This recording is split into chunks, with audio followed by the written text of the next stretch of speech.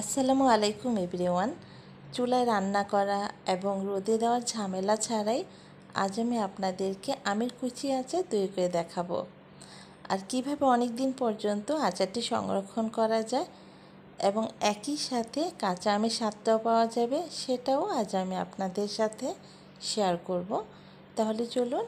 আমের কুচি আচার তৈরি করার জন্য এখানে আমি 1 কেজি কাঁচা আম নিয়েছি। আমগুলো খুব ভালোভাবে ধুয়ে খোসাটা ছাড়িয়ে বটি দিয়ে আমি কুচি কুচি করে কেটে নিয়েছি।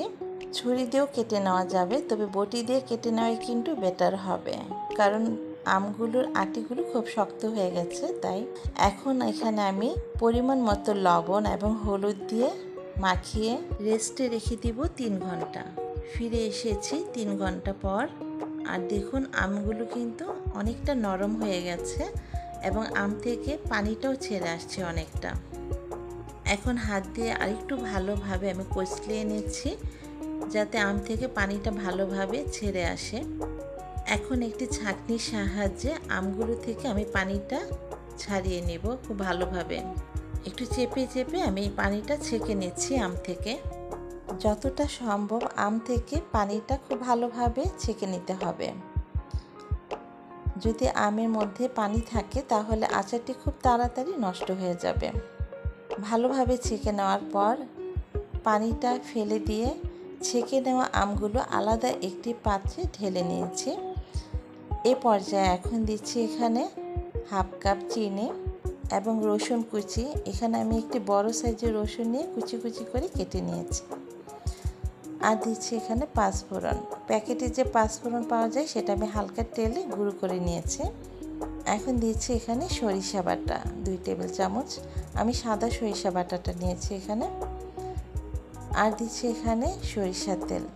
সরিষার তেল অবশ্যই খাঁটি দেখে নিতে হবে। যে কোনো আচারই তৈরি করুন না কেন, সরিষার তেলটা যদি খাঁটি হয় তাহলে আচারটা অনেক দিন পর্যন্ত ভালো থাকে। এখন দিচ্ছি শুকনো মরিচ। এখানে আমি 2টি শুকনো মরিচ কেচি দিয়ে ছোট ছোট করে কেটে দিচ্ছি। এখন সব কিছু আমের সাথে খুব ভালোভাবে মিশিয়ে নেব। কিছুক্ষণ এভাবে মিশিয়ে নেওয়ার পর এই পর্যায়ে দিয়ে দিচ্ছি হোয়াইট ভিনেগার 3 টেবিল চামচ।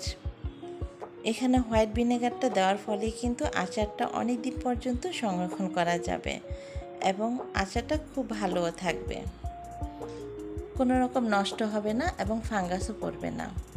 এভাবে কিছুক্ষণ মিশিয়ে নেওয়ার পর তৈরি হয়ে গেল আমের কুচি আচার।